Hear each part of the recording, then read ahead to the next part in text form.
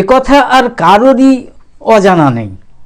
অজানা নেই। আপনারা নিশ্চয়ই জেনে গেছেন যে সাম্রাজ্যবাদী আমেরিকা চোরের মতো মানে একেবারে রাতের অন্ধকারে গত ৩রা জানুয়ারি শনিবার বলতে পারেন হামলা চালিয়ে ভেনেজুয়েলার প্রেসিডেন্ট নিকোলাস মাদুরো এবং তার স্ত্রীকে পর্যন্ত অপহরণ করেছে। এটা সম্পূর্ণভাবে অপহরণ, যা বিশ্বজুড়ে বলা হচ্ছে। শেষ রাতে ভেনেজুয়েলার রাজধানী কারাকাসে একের পর এক বিস্ফোরণের শব্দও শোনা যায় এবং শহরের আকাশে খুব নিচু দিয়ে যুদ্ধবিমান উঠতে দেখা যায়। আন্তর্জাতিক সংবাদ মাধ্যম অন্তত এটা জানাচ্ছে। সাম্রাজ্যবাদী আমেরিকান বাহিনীর আধ ঘন্টার এই হামলায় অন্তত 7টা বিস্ফোরণের শব্দ শোনা গিয়েছে বলে আন্তর্জাতিক সংবাদ মাধ্যমের খবর। মূলত ভেনেজুয়েলার সামরিক অবকাঠামো লক্ষ্য করেই এই বেআইনি হামলা চালানো হয়েছে আমেরিকার পক্ষ থেকে। কারাকাসের একটা সামরিক বিমান ঘাঁটির হ্যাঙ্গার থেকে ধোঁয়া উঠতে দেখা যায় এবং অন্য একটা সামরিক ঘাঁটি বিদ্যুৎহীন হয়ে পড়ে। কারাকাসের বাইরে ফোর্ট টিউনা সামরিক ঘাঁটির ভেতরে বাসভবনে ছিলেন সস্ত্রীক মাদুরো। শেষ পাওয়া খবর অনুযায়ী তিনি বন্দি অবস্থায় পৃথিবীর সবচেয়ে বড় বিমানবাহী সামরিক জাহাজ ইউএসএস আয়োজিমাতে রয়েছেন।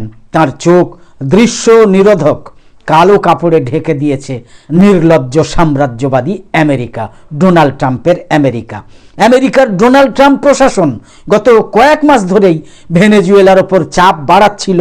দক্ষিণ আমেরিকার জলসীমায় নৌবাহিনী মোতায়েন এবং সেপ্টেম্বর থেকে পূর্ব প্রশান্ত মহাসাগর এবং ক্যারিবীয় অঞ্চলে ভেনেজুয়েলার নৌকার ওপর টানা প্রাণঘাতী হামলা চালানো হচ্ছিল। তারপর গত 3রা জানুয়ারি 2026 শনিবার অকস্মাৎ আমেরিকার অভিযান, যার চূড়ান্ত রূপ নিয়েছে। বিস্ফোরণে বেশ কিছু মানুষ নিহত হয়েছেন এবং বহু মানুষ আহত হয়েছেন বলে খবর। সংখ্যা যদিও নির্দিষ্ট করে এখনো জানা যাচ্ছে না। প্রশ্ন হচ্ছে, কেন এই আক্রমণ? ভেনেজুয়েলার ওপর কেন এই আক্রমণ? মাদুরো বা ভেনেজুয়েলাকে কেন কবজা করতে চায় মার্কিন সাম্রাজ্যবাদ? মাদুরো কি সত্যিই বামপন্থী বলে, শুধুমাত্র বামপন্থী বলে? তা কিন্তু মোটেও না।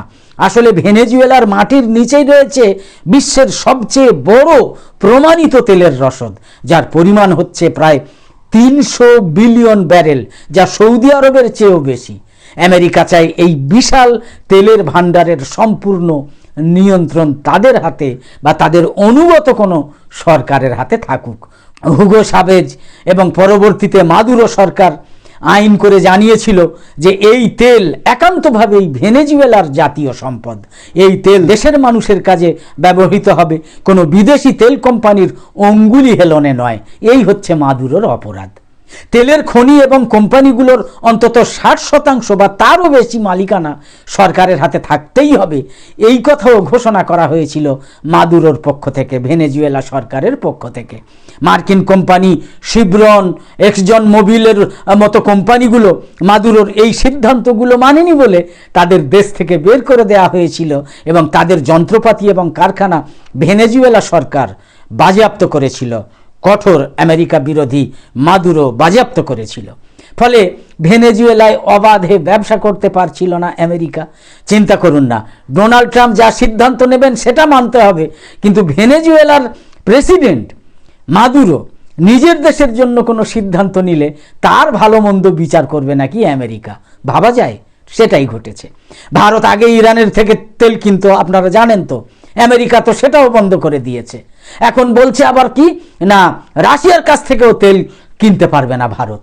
মিনমিনে 56 তবু কঠোরভাবে কোনো প্রতিবাদ না করে বা ডোনাল্ড ট্রাম্পের বিরুদ্ধে একেবারে সোচ্চারে রুখে না দাঁড়িয়ে মিত্রতার পথই কিন্তু বজায় রেখেছেন। বলেই যাচ্ছেন, হ্যাঁ এখনও আমেরিকা আমার বন্ধু, ডোনাল্ড ট্রাম্প আমার বন্ধু, এরকম।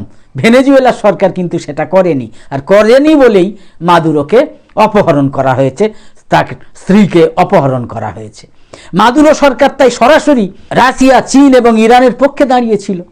আমেরিকার দোরগোড়ায় বসে রাশিয়ার যুদ্ধজাহাজ বা চীনের বিনিয়োগ আমেরিকা তাই মেনে নিতে পারছিল না।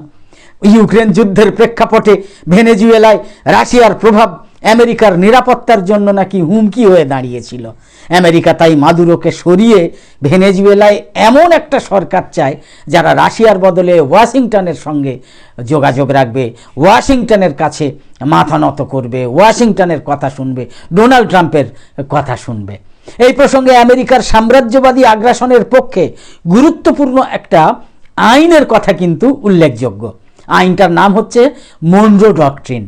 আমেরিকার সার্বভৌমত্ব রক্ষার্থে 1823 সালের এই আইনে যা যা বলা হয়েছে তার অন্যতম দিক হচ্ছে যে উত্তর বা দক্ষিণ আমেরিকার কোনো স্বাধীন দেশের অভ্যন্তরীণ বিষয়ে ইউরোপের কোনো দেশ হস্তক্ষেপ করতে পারবে না, কিন্তু আমেরিকা সেটা পারবে, আমেরিকা হস্তক্ষেপ করতে পারবে, ওই আইনে বলা হয়েছে।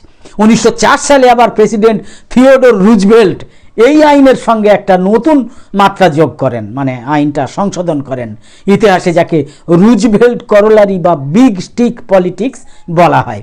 সেই সংশোধনীতে বলা হয়েছে ল্যাটিন আমেরিকার কোনো দেশ যদি অস্থিতিশীল হয় বা অন্যায় করে তবে ইউরোপের বদলে আমেরিকা সেখানে গিয়ে আন্তর্জাতিক পুলিশের ভূমিকা পালন করবে এবং প্রয়োজনে সামরিক হস্তক্ষেপ করবে। কি আইন! মামার বাড়ির আবদারের মতো এই নীতির দোহাই দিয়ে আমেরিকা গত 100 বছর ধরে Panama, Cuba, Haiti, Dominican Republic, Nicaragua এবং ভেনেজুয়েলায় বারবার সামরিক হস্তক্ষেপ করেছে এবং সরকার পরিবর্তনের চেষ্টা করেছে। আমেরিকা মনে করে ল্যাটিন আমেরিকা তাদের ব্যাকইয়ার্ড, সেখানে রাশিয়া বা চীন এসে যুদ্ধ বা তেলের বাজার নিয়ন্ত্রণ করবে, এটা মনরো ডক্ট্রিন অনুযায়ী আমেরিকার সহ্য করার কথা নয়। মনরো ডক্ট্রিন হচ্ছে আসলে মার্কিন সাম্রাজ্যবাদের আইনি একটা দলিল। মার্কিন সাম্রাজ্যবাদকে সম্পূর্ণভাবে উৎসাহ দিয়ে তৈরি এই আইন।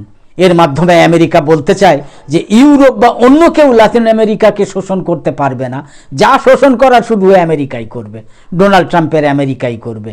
ওটা যেন আমেরিকার বাপচোদ্দ পুরুষদের অধিকার। শুধু তেল নয়, ভেনেজুয়েলার আর্কো মিনেরো অঞ্চলটা তো একেবারে সোনা, হিরে, লোহা, বক্সাইট এবং কোলটান, যে পদার্থ মানে ইলেকট্রনিক্সে লাগে, সেই কোলটানের মতো মহামূল্যবান খনিজে একেবারে পরিপূর্ণ। মাদুরো সরকার এই খনিগুলো উত্তোলনের জন্য রাশিয়া এবং তুরস্কর সঙ্গে চুক্তিও করেছিল, কিন্তু আমেরিকা চায় এই খনিজ সম্পদের ওপর শুধুমাত্র তাদের নিয়ন্ত্রণ থাকবে, শুধুমাত্র তাদের নিয়ন্ত্রণ প্রতিষ্ঠা করতে চায় ডোনাল্ড ট্রাম্প। মাদুরোর বলিভারিয়ান সমাজতন্ত্র আমেরিকার নব্য উদারবাদী অর্থনীতির তো সরাসরি বিরোধী। সাম্রাজ্যবাদী আমেরিকা ভয় পায় যে কিউবা বা ভেনেজুয়েলার মতো সমাজতান্ত্রিক মডেল যদি টিকে থাকে তবে ল্যাটিন আমেরিকার অন্যান্য দেশেও বামপন্থী জাগরণ তৈরি হবে। আমেরিকা যার নাম দিয়েছে পিঙ্ক টাইড। ভেনেজুয়েলার প্রেসিডেন্ট মাদুরো গ্রেপ্তার হতেই সারা বিশ্ব জুড়ে চতুর্দিকেই প্রতিবাদের ঝড় উঠেছে।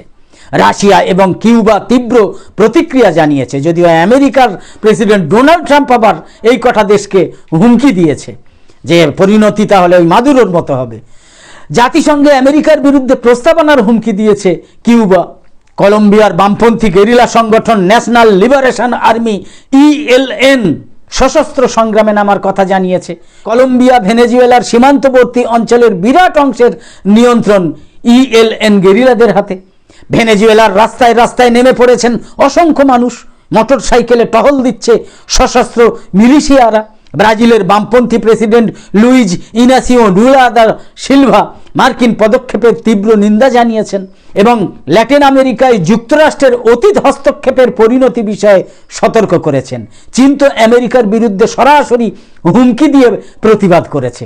তো এই সব দেখে এক প্রকার জোর দিয়েই বলা যায় যে আমেরিকার পক্ষে পরবর্তী কাজ মোটেই কিন্তু সহজ হবে না, তা সে ডোনাল্ড ট্রাম্প যা ইচ্ছা বলুন না কেন।